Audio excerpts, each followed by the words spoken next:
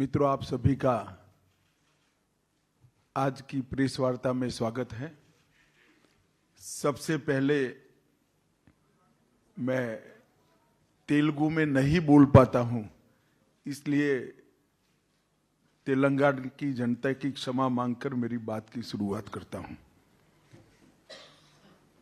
आज भारतीय जनता पार्टी का 2023 के विधानसभा चुनाव के घोषणा पत्र को आप लोगों के साथ और तेलंगाना की जनता के साथ साझा करने के लिए मैं यहां पर उपस्थित हुआ हूं।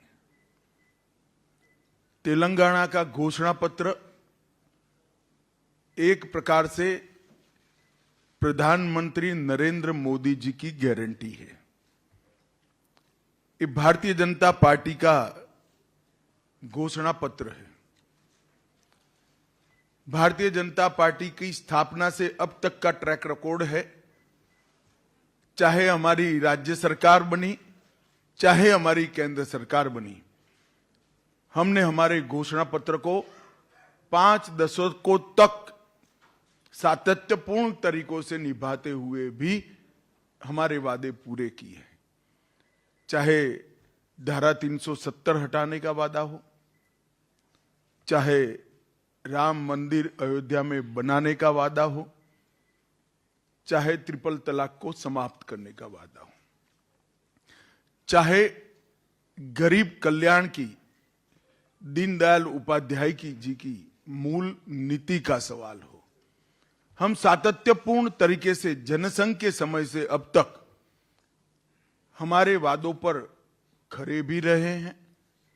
और जब हमें पूर्ण बहुमत देश की जनता ने दिया, ये सारे वादों को हमने पूरा भी किया है। देश की जनता इसकी साक्षी है। जहां तक तेलंगाना का सवाल है, मित्रों, अटल जी की सब देश में सरकार थी। अटल जी ने छत्तीसगढ़, झारखंड और उत्तराखंड का गठन किया था। कहीं पर भी कोई लड़ाई झगड़ा न हुआ और नए बने हुए राज्य और मदर स्टेट के बीच में कोई बैर भी नहीं हुआ। परंतु सालों तक तेलंगाना की मांग को कांग्रेस ने ठुकराया और फिर आनन फानन में चुनाव में एक एज लेने के लिए अकुदरती तरीके से जल्दबाजी में तेलंगाना बनाने का काम किया। कांग्रेस ने कभी भी तेलंगाना की मांग का समर्थन नहीं किया था, जबकि भारतीय जनता पार्टी ने 1997 से काकीनाडा में उस वक्त की आंध्र प्रदेश बीजेपी की इकाई ने 1 वोट 2 राज्य का नारा दिया था। वो नारे को हम लगातार समर्थन करते रहे। हमने आंदोलन में भी सकारात्मक भूमिका निभाई और जब तेलंगाना बनने का सवाल आया, तब हमने तेलंगाना का खुलकर दोनों सदनों में समर्थन किया। तेलंगाना बनने के बाद नरेंद्र मोदी सरकार बनी। नरेंद्र मोदी सरकार ने तेलंगाना के विकास के लिए ढेर सारे काम करे। कांग्रेस पार्टी ने 2004 से 2014 तक संयुक्त आंध्र प्रदेश को डिवैल्यूएशन और ग्रांटिंग एड का 2 लाख करोड़ रुपया दिया था, सिर्फ 2 लाख करोड़ रुपया। इसके सामने भारतीय जनता पार्टी की सरकार ने, नरेंद्र मोदी जी ने अकेले तेलंगाना को 2,50,000 करोड़ रुपया ये 9 साल में दिया है। इसका मतलब हमने 160% ज्यादा दिया है। 2 गुना से ज्यादा पैसा देने का काम भारतीय जनता पार्टी की सरकार ने किया। इसके अलावे अभी 900 करोड़ रुपए की लागत से समक्का सरक्का सेंट्रल ट्राइबल यूनिवर्सिटी, हल्दी के किसानों के लिए वैल्यू चेन और एक्सपोर्ट को बढ़ावा देने के लिए नेशनल टर्मरिक बोर्ड और कृष्णा वाटर डिस्प्यूट ट्रिब्यूनल 2 की टर्म्स ऑफ रेफरेंस को भी अभी अभी मोदी जी ने अप्रूव किया है। राष्ट्रीय राजमार्गों में लगभग 56,000 करोड़ के नए रोड तेलंगाना को जोड़ने वाले बनाए। 13,000 करोड़ का 325 किलोमीटर लंबा हैदराबाद रायपुर एक्सप्रेसवे भी अलग से बनाया और लगभग 4600 करोड़ की लागत से 160 किलोमीटर लंबी नेशनल हाईवे ग्रीनफील्ड हाईवे की योजना भी तेलंगाना को दी। वंदे भारत ट्रेन सिकंदराबाद विशाखापट्टनम और 3 नई वंदे भारत ट्रेन तेलंगाना से अभी पाइपलाइन में है। 1200 करोड़ से अधिक हैदराबाद मेट्रो के लिए दिया और एयरपोर्ट में 6288 करोड़ रुपए का व्यय हैदराबाद अंतर्राष्ट्रीय एयरपोर्ट के लिए भारतीय जनता पार्टी के सरकार ने किया। 19 में बीबी नगर में एम्स की स्थापना की। हैदराबाद नागपुर और हैदराबाद वारंगल इंडस्ट्रियल कॉरिडोर बनाया और इसके साथ साथ गरीबी रेखा के नीचे जीने वाले लाखों करोड़ों लाभार्थियों को अनेक योजनाओं का लाभ नरेंद्र मोदी सरकार ने दिया। इसमें से मैं कुछ जरूर तेलंगाना की जनता को बताना चाहूंगा। किसान सम्मान निधि 40 लाख लाभार्थियों को हर साल 6,000 रुपया देने का काम किया। 54 लाख गरीबों के घर में नल से जल पहुंचाए और एक भी घपला घोटाला नहीं हुआ है। शौचालय 33 लाख गरीबों के घर में शौचालय पहुंचाने का काम किया। 1,90,00,000 लाभार्थियों को कोरोना से अब तक फ्री ऑफ कॉस्ट राशन मिलना चालू है।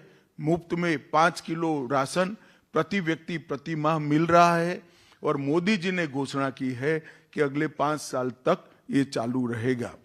लगभग जन धन अकाउंट 1,10,00,000 खुले और प्रधानमंत्री ग्रामीण सड़क योजना 12,000 किलोमीटर लंबी करी। इसके सामने जो तेलंगाना के खैरख्वां बनकर केसीआर की पार्टी टीआरएस सत्ता में आई, इन्होंने क्या किया? हैदराबाद मुक्ति संग्राम लगभग 400 दिनों के बाद तेलंगाना को आजादी मिली। वो क्रूर शासन से देश के लौह पुरुष सरदार वल्लभ भाई पटेल ने मुक्ति दिलाई और केसीआर ने ओवैसी के डर से हैदराबाद विमोचन दिन मनाने का हमेशा कन्नी काटा। हैदराबाद की स्पिरिट को, तेलंगाना की स्पिरिट को वहीं से तुष्टीकरण की भेंट देने का काम केसीआर ने किया। केसीआर के नेतृत्व में आज तेलंगाना लोकतंत्र की जगह लूट तंत्र बन गया है और प्रजातंत्र परिवार तंत्र बन गया है। उनका एकमात्र लक्ष्य, किसी भी राज्य के मुख्यमंत्री का लक्ष्य होता है अपनी जनता की भलाई करना। उनका एकमात्र लक्ष्य अपने बेटे को मुख्यमंत्री बनाना है और कोई लक्ष्य नहीं है। नीलू, निधुलू और नियामकालू, ये 3 सूत्रों के साथ वो सत्ता पर आए थे। वादा किया था, हम लोग भी दूर से देखते थे, बड़ी आशा के साथ देखते थे कि नए राज्य की शुरुआत हुई है, अब कुछ अच्छा होगा। मगर हुआ क्या? पहले नीलू की बात करते हैं। कालेश्वरम घोटाला हुआ, 42,000 करोड़ का प्रोजेक्ट 1,35,000 करोड़ का हो गया, अभी भी समाप्त नहीं हुआ है। पलामूरू रंगारेड्डी लिफ्ट सिंचाई योजना लगभग 2015 में इसकी आधारशिला रखी, 32,250 करोड़ खर्च हो गया, मगर अब तक उसको पूरा नहीं किया गया है। इसी तरह निधुलू की बात करें तो इनके परिवार का गबन का ये तेलंगाना सरकार जरिया बन गई। 2014 में जब तेलंगाना का गठन हुआ, 370 करोड़ रेवेन्यू सरप्लस स्टेट था और आज ये लगभग 7 लाख करोड़ के ऋण में डूबा हुआ राज्य है। 370 करोड़ के सरप्लस से 7 लाख करोड़ के ऋण में जाना ये बहुत बड़ी बात है, और वो इनके परिवार के भ्रष्टाचार के कारण ही हुआ है। तेलंगाना सरकार पर अभी 3,66,000 करोड़ का ऋण है और निगमों पर अलग से 3,80,000 करोड़ का ऋण है। तो तेलंगाना को 7.5 लाख करोड़ के ऋण में डुबाने का काम इन्होंने किया है। और मेगा प्रोजेक्ट्स की घोषणा कोई भी मुख्यमंत्री करता है तो मन में आकांक्षा होती है कि इस मेगा प्रोजेक्ट से मेरे राज्य को क्या फायदा होगा, मेरे राज्य की जनता को क्या फायदा होगा। यहां उल्टा है। केसीआर मेगा प्रोजेक्ट की साइज इसलिए बड़ी तय करते हैं कि इसमें कमीशन ज्यादा मिल पाए। उनका एकमात्र लक्ष्य मेगा प्रोजेक्ट्स में से कमीशन लेना है। जहां तक नियामक आलू का सवाल है, रोजगारी का सवाल है, 17 टाइम परीक्षाओं के पेपर लीक हुए, लाखों युवाओं का भविष्य बर्बाद हो गया, ट्यूशन के पैसे युवाओं के खत्म हो गए और कई लोगों ने आत्महत्या की। 2 लाख से अधिक पद भरना बाकी है, कर्मचारियों को समय पर वेतन नहीं मिलता है, यूनिवर्सिटी में कोई भर्ती नहीं की गई, विश्वविद्यालय में 3,000 से ज्यादा पद रिक्त है, जूनियर और डिग्री कॉलेज में 8,000 से ज्यादा पद रिक्त है, और शिक्षा के लिए आवंटन जो 10.89% था वो घटकर 6.24% हो गया। यही बताता है कि उन्होंने क्या किया है।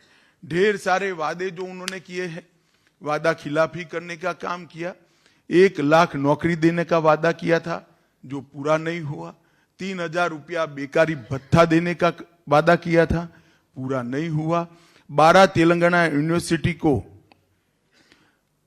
सभी पद भरने का वादा किया था, वो पूरा नहीं हुआ। केजी से पीजी की मुफ्त शिक्षा का वादा पूरा नहीं हुआ। 7 लाख गरीबों को घर देने का वादा पूरा नहीं हुआ। गरीबों का 1 लाख का लोन माफ करने का वादा पूरा नहीं हुआ। हर जिले में एक सुपर स्पेशलिटी अस्पताल बनाना था, नहीं बना पाए। मैं यही कहना चाहता हूं कि केसीआर कोई भी वादा करते हैं उनके नजर के सामने केटीआर और कविता ही होते हैं, तेलंगाना की जनता नहीं होती है। और भारतीय जनता पार्टी जो बोलती है वो करती है।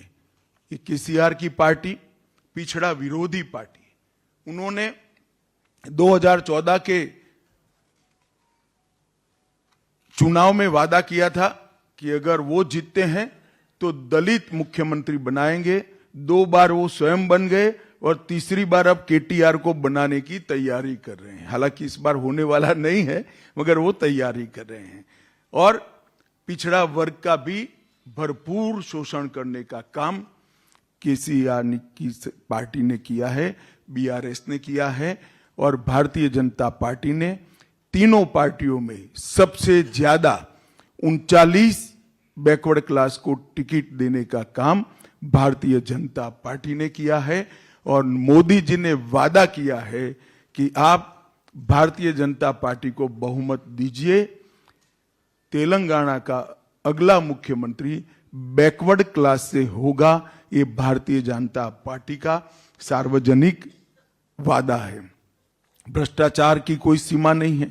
कालेश्वर परियोजना हो, शराब घोटाला हो, पोल्ट्री चारा घोटाला हो, ग्रेनाइट घोटाला हो, बाईपास घोटाला हो, और लगभग कार्तिकीय मिशन में 22,000 करोड़ का बजट के सामने पूरा खर्च होने के बाद 65% भी काम पूरा नहीं हुआ है। घोटालों की एक बड़ी लंबी सूची केसीआर ने 10 साल के अंदर तैयार की है, और उनको अब डर भी नहीं रहा है, क्योंकि हर आदमी पहली बार कुछ गलत करता है तो डरता है, दूसरी बार करता है तो थोड़ा कम डरता है। करते करते इन्होंने इतने घोटाले कर दिए कि अब डर भी नहीं बचा है। निर्लज्जता के साथ वो घोटाले कर रहे हैं। और अल्पसंख्यक तुष्टीकरण की राजनीति। केसीआर साहब का चुनाव चिन्ह कार है, मगर कार का स्टीयरिंग उनके हाथ में नहीं है, मजलिस के हाथ में है। कोई भी फैसला करना हो, मजलिस क्या कहेगी वो सोचकर फैसला कहते हैं। पूरे देश भर में एकमात्र राज्य तेलंगाना ऐसा है जहां मुस्लिमों को रिलीजियस रिजर्वेशन देने का काम हुआ है। एक गैर संवैधानिक है। भारतीय जनता पार्टी ने तय किया है कि गैर संवैधानिक रिजर्वेशन को समाप्त कर कर ओबीसी को रिजर्वेशन हम बढ़ाएंगे, एससी एसटी का भी न्यायिक रिजर्वेशन बढ़ाएंगे। उन्होंने ढेर सारे ऐसी घोषणाएं की है, मैं इसको रिपीट करना नहीं चाहता। मैं तेलंगाना की जनता को यही कहना चाहता हूं, तेलंगाना जिस आशा, उमंग और उल्लास के साथ राज्य की रचना हुई, 10 साल में बीआरएस पार्टी पूर्णतया विफल गई। सिर्फ तांत्रिकों की एडवाइस पर चलते हैं और तांत्रिकों की एडवाइस पर पार्टी का नाम भी बदल देते हैं। मैं तेलंगाना के युवाओं को पूछना चाहता हूं कि जो तांत्रिकों के सलाह के आधार पर चलते हो, ऐसा मुख्यमंत्री तेलंगाना का भला कर सकता है क्या? आपका भविष्य संवार सकता है क्या? मैं तेलंगाना की जनता को भरोसा देने आया हूं, साथ में हमारा संकल्प पत्र लेकर आया हूं। ये मोदी गारंटी हमारा संकल्प पत्र आने वाले दिनों में तेलंगाना को उस ऊंचाई पर पहुंचाएगा जिस ऊंचाई के लिए सैकड़ों तेलंगाना के युवाओं ने अपना सर्वोच्च बलिदान दिया था और तेलंगाना की कल्पना की थी। मित्रों, अब मैं हमारी घोषणा पत्र की 25 मुख्य बातों पर आता हूं। पहली घोषणा है कि हर साल 17 सितंबर को हैदराबाद लिबरेशन डे मनाया जाएगा, जिसके माध्यम से हम निजाम के क्रूर पंजों से तेलंगाना की मुक्ति को फिर से एक बार नई पीढ़ी को याद कराएंगे। हम बेरनपल्ली परकल के शहीदों को श्रद्धांजलि देने के लिए 27 अगस्त को रजाकार विभीषिका स्मृति दिन भी मनाएंगे, जो रजाकारों के सामने तेलंगाना की जनता ने जो लड़ाई लड़ी है, इसको चिर स्मृति तक ले जाएंगे। और ये दोनों दिन ऑफिशियल तेलंगाना गवर्नमेंट मनाएगी, कोई डर के बगैर। हम मजलिस से नहीं डरते हैं, इनके सपोर्ट की ना जरूरत है ना चाहिए। इसके अलावा रजाकारों और निजाम के खिलाफ तेलंगाना के लोगों के संघर्ष का डॉक्यूमेंटेशन कर कर एक म्यूजियम और मेमोरियल हम स्थापना करेंगे। नंबर 2, भ्रष्टाचार के प्रति जीरो टॉलरेंस हमारी सरकार का होगा। भ्रष्टाचार के सभी आरोपों की जांच एक रिटायर्ड सुप्रीम कोर्ट के जज से कराएंगे और उचित पिनल कोड में कार्यवाही कर कर भ्रष्टाचार करने वाले सभी लोगों को जेल की सलाखों के पीछे ले जाएंगे। मार्जिनलाइज सेक्शन की आकांक्षाओं को, पिछड़ा वर्ग की आकांक्षा को पूरा करने के लिए, बैकवर्ड्स की आकांक्षाओं को पूरा करने के लिए, उनको सामाजिक न्याय प्रदान करने के लिए हमारा अगला मुख्यमंत्री बीसी बैकवर्ड क्लास का होगा। इसका तेलंगाना को भारतीय जनता पार्टी वादा देती है। असंवैधानिक धर्म आधारित आरक्षण जो 4% है, उसको हम समाप्त करेंगे, ओबीसी का बढ़ाएंगे और एससी और एसटी का भी जनसंख्या के अनुपात में आरक्षण बढ़ाया जाएगा। महंगाई कम करने के लिए मोदी जी ने कई बार वहां पर ड्यूटी कम करी है, परंतु केसीआर ने नीचे वेट घटाकर इसको कोऑपरेट नहीं किया। शायद तेलंगाना सबसे ज्यादा महंगे पेट्रोल डीजल वाला राज्य आज देश भर में है। महंगाई कम करने के लिए भाजपा सरकार बनने के बाद 7 ही दिन में पेट्रोल और डीजल पर वैट की कटौती कर कर पेट्रोल और डीजल को हम सस्ता करने का काम करेंगे। मोदी सरकार प्रति एकड़ अभी एक हिसाब करें तो फर्टिलाइजर सब्सिडी दे ही रही है, परंतु छोटे और सीमांत किसानों को बीज, उर्वरक और पेस्टिसाइड की इनपुट सहायता में प्रति एकड़ 2500 रुपया देने का काम भारतीय जनता पार्टी की सरकार करेगी। मोदी सरकार हल्दी बोर्ड की स्थापना की जो घोषणा करी है, इसको हम हल्दी प्रोसेसिंग केंद्र स्थापित कर इसके सपोर्ट में रहेंगे और मूल्य संवर्धन और निर्यात को बढ़ावा देंगे। धान पर, चावल पर 3100 रुपया एमएसपी और हल्दी के लिए आवश्यक मार्केट इंटरवेंशन फंड हम प्रदान करेंगे, तो पूरा चावल एक दाना भी नहीं छूटेगा, पूरा धान 3100 रुपया प्रति क्विंटल हम परचेज करेंगे। इसके साथ साथ जाड़ा चावल जो होता है उसको केसीआर नहीं खरीदते हैं, भारत सरकार पर दबाव बना रहे हैं। हम वादा करते हैं कि बॉइल्ड राइस को भी भारतीय जनता पार्टी की सरकार एमएसपी पर खरीदकर किसानों की मदद करेगी। प्रधानमंत्री फसल बीमा योजना किसानों को मुफ्त, फ्री ऑफ कॉस्ट मुफ्त फसल बीमा का लाभ भारतीय जनता पार्टी की सरकार देगी। उज्ज्वला लाभार्थियों को साल में 4 gas cylinder free of cost देने का काम भारतीय जनता पार्टी की सरकार देगी। जो बेटी जन्म लेगी उसको इस वक्त एक फिक्स डिपॉजिट देंगे, जो 21 साल की आयु की जब बेटी होगी तब 2 लाख रुपए की होगी फिक्स डिपॉजिट।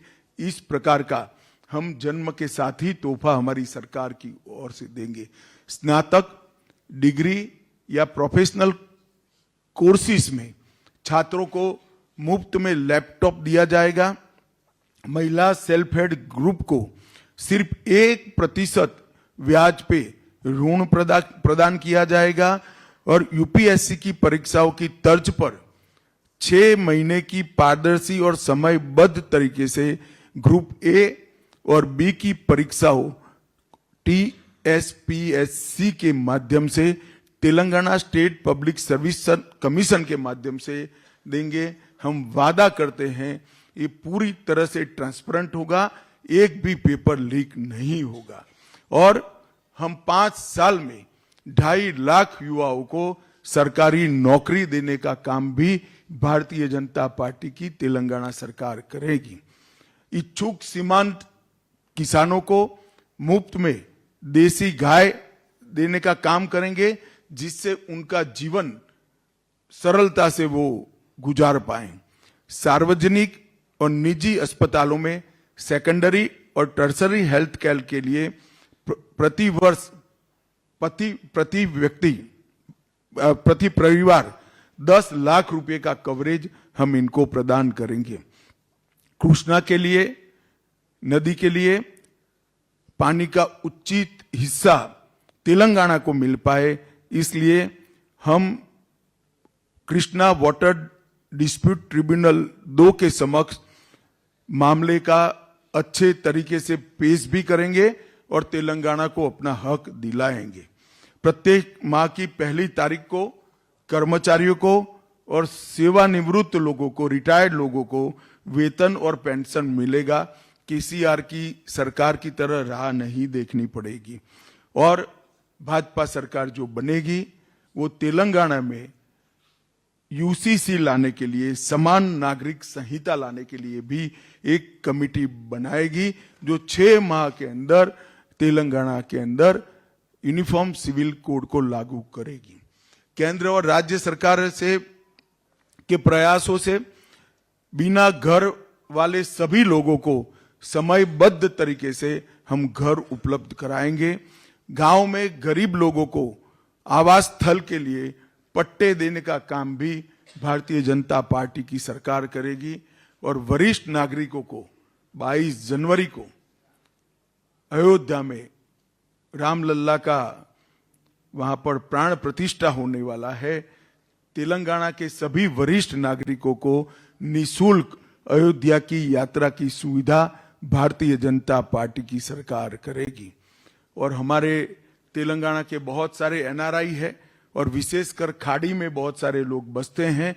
इनकी सुविधा के लिए और लॉजिस्टिक सहायता प्रदान करने के लिए एक फंक्शनल एनआरआई मंत्रालय की रचना की जाएगी, जो दुनिया भर में बसे हुए तेलंगाना वासियों को सहायता प्रदान करेगा। और सबसे बड़ी बात, ये डबल इंजन सरकार केंद्र सरकार की सहायता लेने में कोई छोच नहीं रखेगी। अभी केसीआर केंद्र सरकार की योजनाओं को नीचे नहीं उतरने देते हैं। हम नरेंद्र मोदी सरकार की सभी योजनाओं को गरीब से गरीब व्यक्ति तक पहुंचाकर तेलंगाना का भला करने का प्रयास करेंगे। अंत में मैं तेलंगाना की जनता को इतना ही कहना चाहता हूं, तेलंगाना के युवाओं ने जिस आशा के साथ अपना सर्वोच्च बलिदान दिया था और तेलंगाना राज्य की स्थापना की थी, भारतीय जनता पार्टी की सरकार का हरदम प्रयास रहेगा कि वो सभी सपनों को, वो सभी आकांक्षाओं को और वो सभी आशाओं को पूरा करेंगे। और ये हमारा सिर्फ वादा नहीं है, ये मोदी गारंटी है, इसको हम निश्चित रूप से पूरा करेंगे। आप सभी का बहुत बहुत धन्यवाद।